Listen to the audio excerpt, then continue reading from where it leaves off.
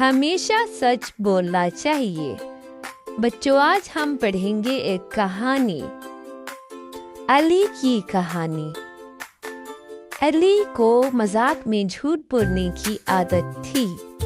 علی اکثر اپنے محلے والوں سے مذاق کرتا تھا اور مذاق میں جھوٹ بولتا تھا۔ یہ دیکھو، گیدڑ آ گیا۔ علی نے پھر محلے والوں سے مذاق کیا۔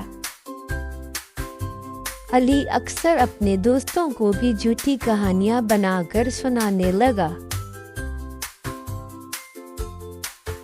علی کے امی ابو کو جب اس بات کی خبر ہوئی تو انہوں نے علی کو بٹھا کر بہت سمجھایا کہ جھوٹ بولنا غلط بات ہے۔ اللہ تعالیٰ جھوٹ بولنے والوں کو پسند نہیں کرتے۔ علی نے امی ابو کی بات بہت غور سے سنی۔ اگلے دن علی کھیل رہا تھا کہ اس نے واقعی میں گیدڑ دیکھا اور اس نے مدد کے لیے شور مچایا۔ محلے والے ساتھ سے ہنستے ہوئے گزر گئے کہ یہ لڑکا پھر جھوٹ بول رہا ہے۔